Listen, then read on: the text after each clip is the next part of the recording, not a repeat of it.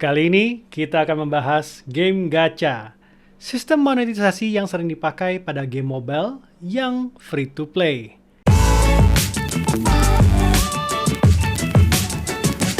Selamat datang lagi di Jagat Game Talk bersama saya, Rama. Game gacha. Tentu kalian sudah pernah dengar dong istilah ini. Mungkin buat yang main di smartphone sudah nggak asing lagi dengan istilah ini bahkan. Tapi buat yang belum tahu, mari kita bahas apa itu game gacha. Gacha, asal kata dari gachapon.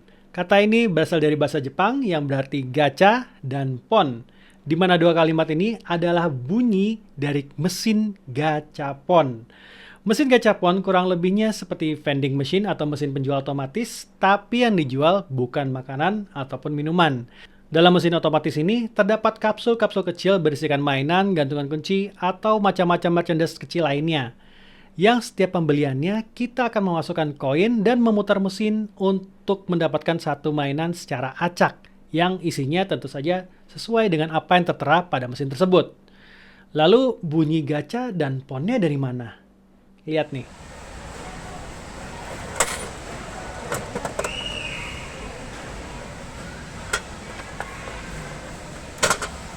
Oke, jadi kita udah tahu ya asal-muasal dari kata gacha. Kurang lebihnya, game gacha adalah video game yang menerapkan sistem seperti mesin gachapon tadi. Cuman tentu saja, apa yang kalian dapatkan dari sistem gacha ini adalah karakter atau senjata atau hal-hal yang berhubungan dengan gamenya. Walaupun sistem semacam ini sebenarnya sudah banyak diterapkan pada game-game konsol, tapi tentu saja ini cuman gimmick dan tidak ada transaksi uang asli saat kita melakukannya. Game gacha yang menjadi pionir itu adalah Dragon Collection dari Konami yang dirilis pada tahun 2010. Ini adalah game dari sosial media mobile bernama Gree yang ngetren banget di Jepang. Gameplaynya sendiri cukup simpel.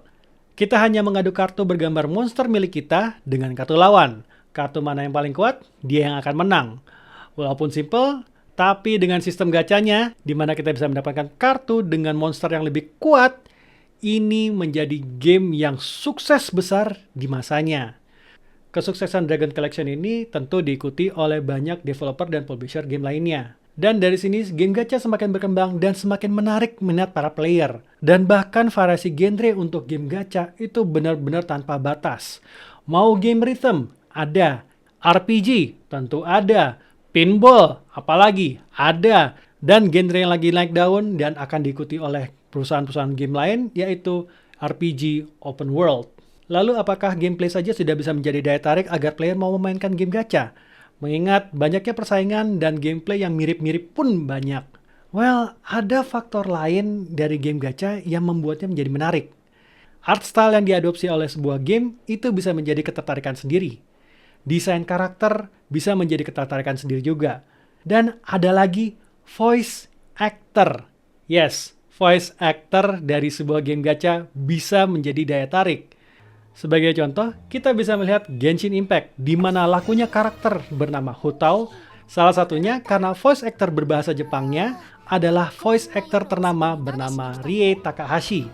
Kalau kalian yang mengikuti dunia anime, tentu tahu siapa Rie Takahashi ini.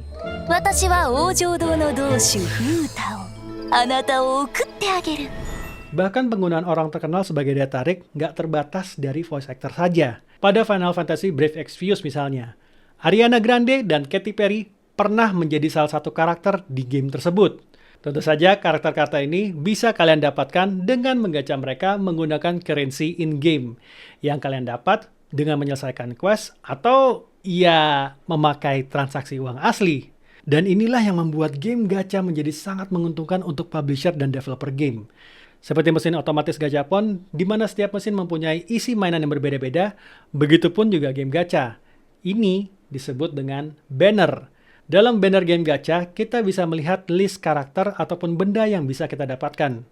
Untuk mendapatkan mereka, tentu saja ada sebuah sistem yang namanya RNG, atau Random Number Generator, yang digunakan di sini. Sistem ini adalah algoritma untuk mengacak angka dan menentukan kita mendapat karakter atau benda lain apa pada banner tersebut. Makin bagus sebuah karakter atau equipan, maka chance untuk mendapatkannya makin susah. Biasanya tingkat kelangkaannya itu diurutkan sebagai berikut. Yang pertama ada common, di mana ini rate paling tinggi dan paling sering kita dapatkan.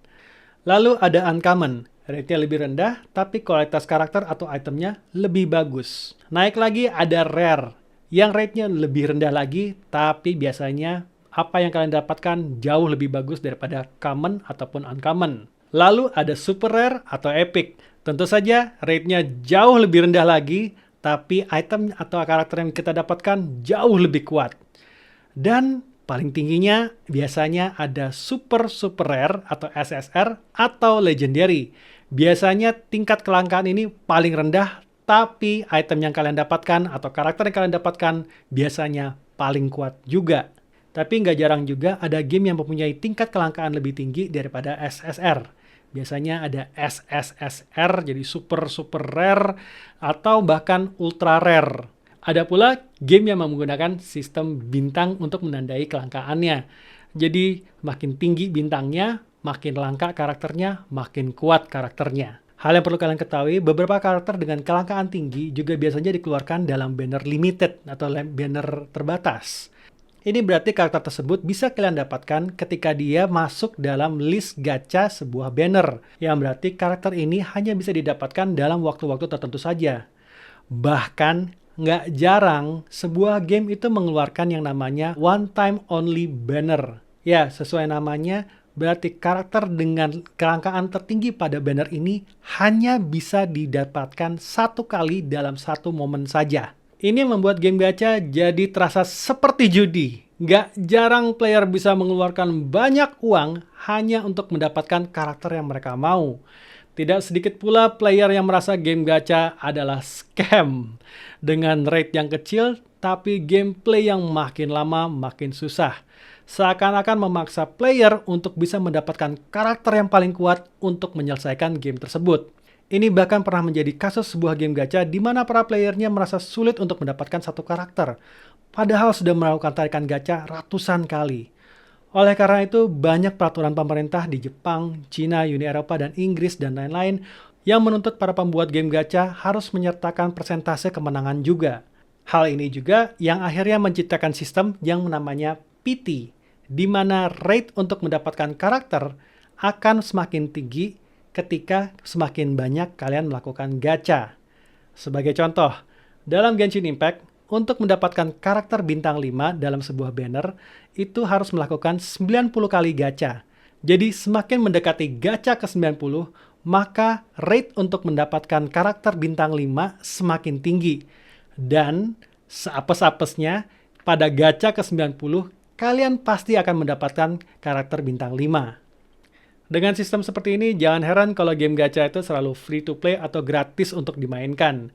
Ini untuk menarik lebih banyak player dan lebih banyak transaksi. Bahkan keuntungan yang didapat oleh sebuah game gacha nggak jarang melebihi game-game dengan kelas AAA. Tapi tentu saja ini tergantung dari jumlah player dan daya tarik dari gamenya itu sendiri ya teman-teman. Nggak jarang sebuah game gacha ditutup karena dinilai kurang menguntungkan secara finansial oleh publishernya. Nah, itu dia teman-teman, sedikit cerita tentang game gacha. Kalau kalian sendiri bagaimana? Game gacha apa yang sedang kalian mainkan? Sudah berapa banyak uang yang kalian keluarkan untuk sebuah game gacha? Coba tulis di kolom komen. Saya Rama, Jagat Review.